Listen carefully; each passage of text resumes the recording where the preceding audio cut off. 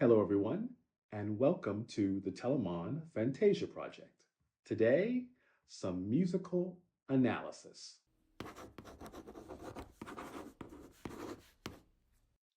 Now, I know what some of you are thinking. Whew, that sounds a lot like calculus to me. I'm not certain I'm going to be interested in that. Just hang in there with me. I promise, although calculus can be fun, this is not math. You're going to be able to understand what I'm saying here, and I think it will be of interest to you. What I want to do is show you my iPad screen so you can see Telemann's Fantasia number 3. Okay, you are looking at Telemann's Fantasia number 3. Page 1 and page 2. All right, the Fantasia is made up of 3 movements. If you imagine a novel, movements are like chapters of a book. The first movement is marked adagio, as you can see here. Adagio means slow. Usually movements are denoted with their tempo markings, at least in this time period, in this style of music. The second movement is marked presto. Presto means very fast. This is the end of the presto here. Then there is a section here called grave. Grave means solemn, also slow.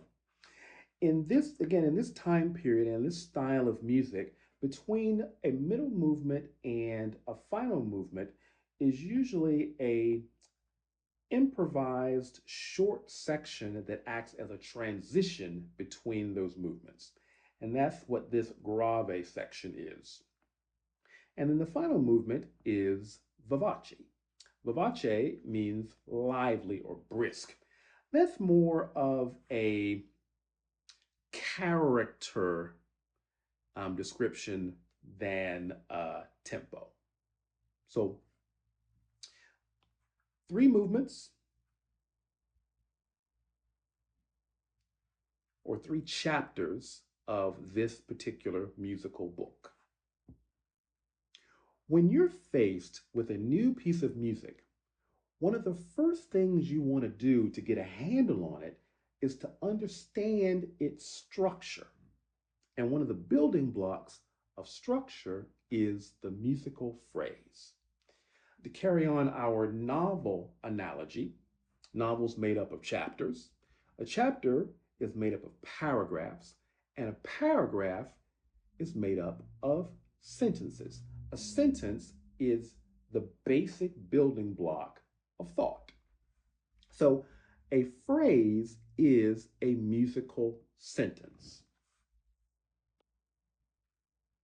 Now, what you see here, these blue lines indicate the phrases or the building blocks of thought of this composition.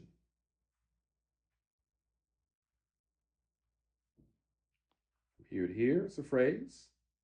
From here to here is a phrase. From here to here is a phrase, etc. Now, you can determine a phrase based on lots of factors: harmonic structure, familiar melodic elements and tags, and most importantly, your intuition. Let me sing you this first phrase to illustrate what I'm saying. La, la, la, la, dee, la, dee, la, dee, oh, la, la, dee, la, dee, la, dee, oh, no. When you sing it to yourself, you're hearing the beginnings and endings of musical thoughts. And you can therefore use your intuition along with those other elements to determine the phrases. And that's what I've done for the entire composition. The next thing I want to talk about is the use of polyphony. Polyphony is the style of simultaneously combining a number of parts, each forming an individual melody and harmonizing with each other. Remember, this piece is for solo instrument alone. So how does one player play more than one part at the same time? The answer is Telemann's deep knowledge of how the instrument is played and his careful crafting of each individual melodic line so that it sounds like they're all happening at once. But it's still possible for one person to play it. Let me show you that in this first movement. I'm going to use colors to indicate the different melodic lines and how they overlap. Here is one melodic line. This is the line I happen to have just sang.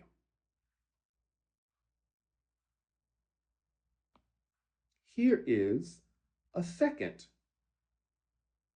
melodic line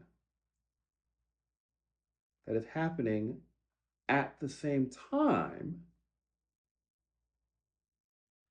as the first. And in this piece, there happens to be a third melodic line that goes through out. And you could do this, and in fact, I will, for the entire piece.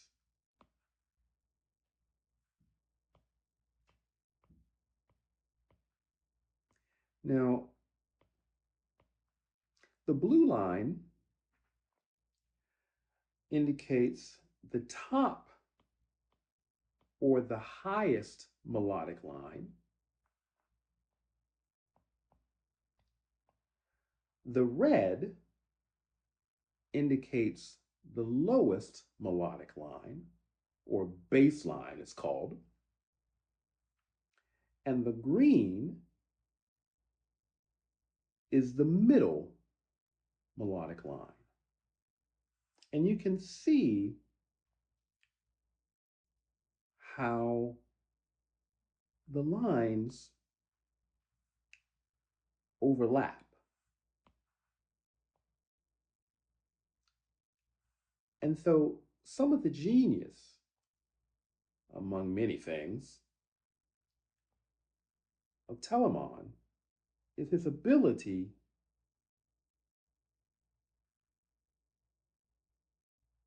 to craft a piece for a solo instrument that simulates three solo instruments at the same time. Polyphony. Okay, the last thing I want to talk about here is the singing that I've been doing. Now, clearly, I am not going to be filling stadiums with my singing, but singing can be very valuable in musical study. You can use singing to, one, get familiar with and experience each note of a piece. You obviously have to pay close attention to each note in order to sing it, but you also become familiar with the transition from one note to the next, the music's flow. And two, to learn and experiment with how the music makes you feel. So you start to bring your intuition into the musical decision making. This is what is referred to as musical interpretation, developing an artistic conception of the work, its structure, its emotional content, and the musical journey it seeks to take the listener on. All right, that's a good start to a musical analysis. The next step is to actually begin the practice, making sounds, taking this work to the viola.